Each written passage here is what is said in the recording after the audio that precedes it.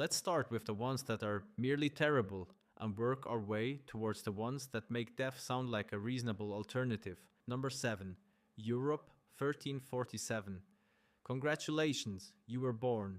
Now, before you get too excited about that, let me explain what's happening around you.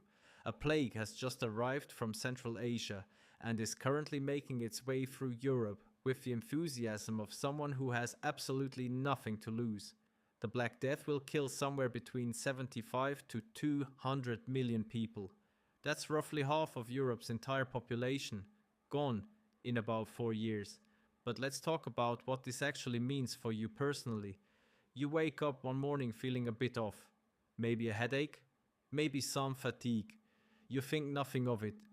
Then you notice a swelling the size of an egg under your armpit. Then another one on your neck. Then the fever hits. Then the black spots appear on your skin as your tissue begins to die while you're still using it. You have about 3 to 5 days. Now I know what you're thinking. Surely the doctors of 1347 have some kind of solution. And you're right, they do. It's called holding a live chicken against your swellings and hoping for the best. Spoiler, the chicken also dies. Congratulations.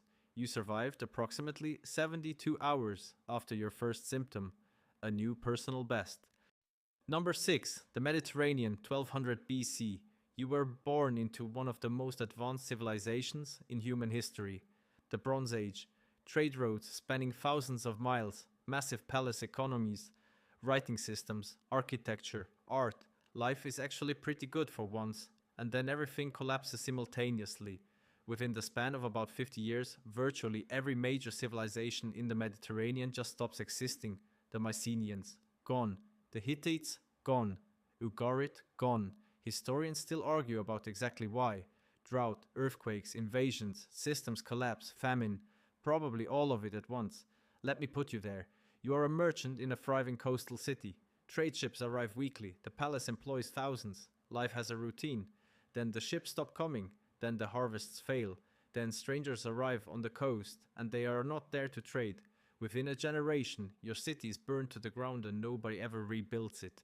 The writing system your civilization spent centuries developing is completely forgotten. Humanity essentially has to start over. The good news is you probably didn't live long enough to see all of it. The bad news is everything else. Number 5. Central Asia 1206. Genghis Khan has just united the Mongol tribes and has decided that the best use of his newfound power is to visit basically every civilization on Earth. Nobody asked for this visit. Nobody wanted this visit. The Mongol Empire will go on to kill an estimated 40 million people. That's roughly 10% of the entire world's population at the time. Some regions lost up to 90% of their population. The planet's CO2 levels actually dropped measurably because so many farms were abandoned and forestry grew. Genghis Khan single-handedly caused a minor cooling of the Earth's temperature simply by removing the humans from it. Let me place you in Baghdad, 1258. You are living in the intellectual capital of the world, the house of wisdom, the greatest library on earth, centuries of accumulated human knowledge, mathematics, astronomy, medicine, philosophy.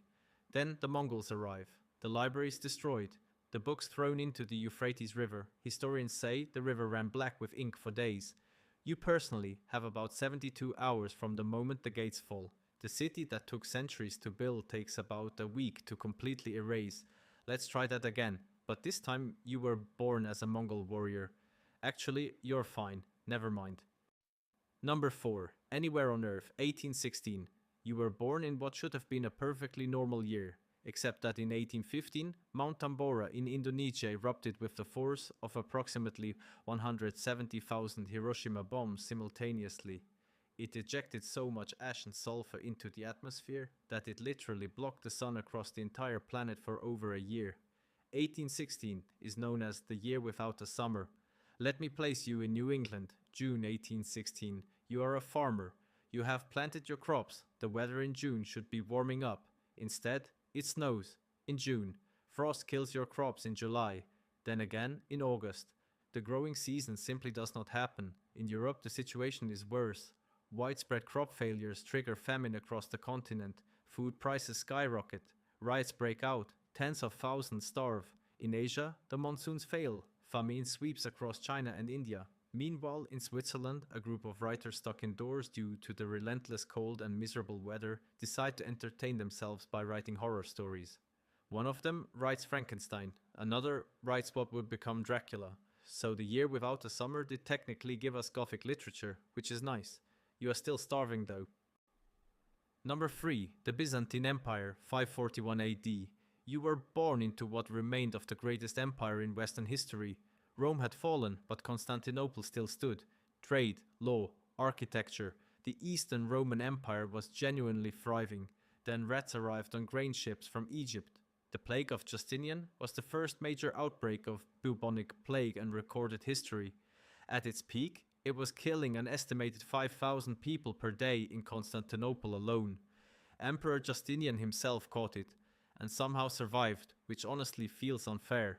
Let me place you in Constantinople at the outbreak. You are going about your day when you notice the streets are quieter than usual. Then you notice the carts. They move through the city around the clock, now collecting bodies. The grave diggers ran out of graves weeks ago, so they started filling the towers of the city walls with corpses. Then those filled up too. The historian Procopius wrote that the living were not able to bury the dead. Within 25 years, the plague will have killed between 25 and 50 million people. The Byzantine Empire never fully recovers. The ancient world effectively ends here. You have a swelling under your armpit. Congratulations, you survived the introduction. Number 2. Earth, 252 million years ago. Okay, look, I know this one is cheating slightly because humans didn't exist yet. But if they did, if somehow you were placed on Earth at this exact moment, here is what would greet you: the Great Dying, the largest mass extinction event in Earth's history. Roughly 96% of all marine species and 70% of all land species are about to be wiped from existence. Gone. Forever. The cause? A series of volcanic eruptions in what is now Siberia that lasted for about 1,000,000 years and released so much carbon dioxide that the oceans acidified, oxygen levels plummeted, and global temperatures rose by approximately 10 degrees Celsius. Let me place you on land, 252 million years ago. The sky is a permanent orange haze, the air smells like sulfur, the oceans are dying, the forests are gone. Acid rain strips what little vegetation remains. You take a breath.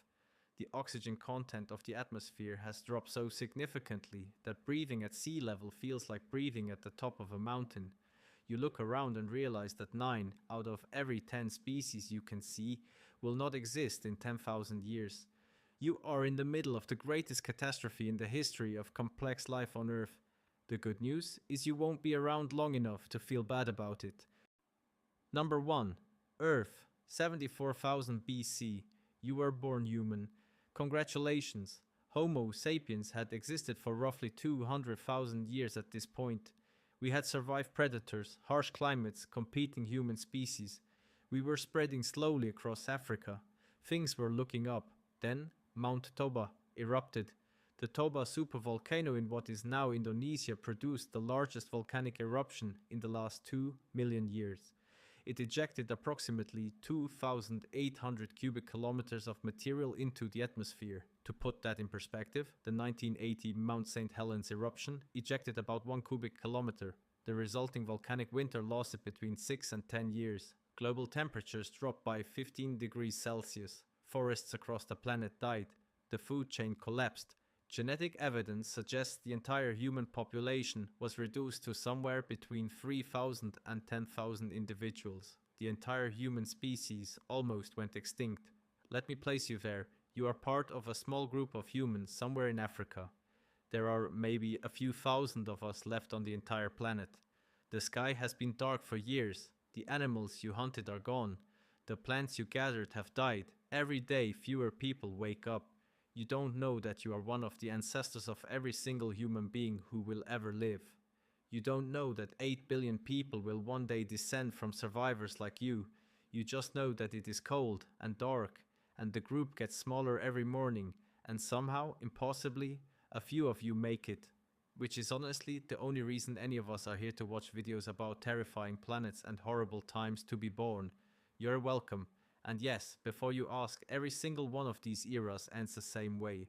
Suffering, confusion, and an unreasonable amount of things trying to kill you simultaneously. We genuinely hate every single one of these time periods, and we never want to visit them.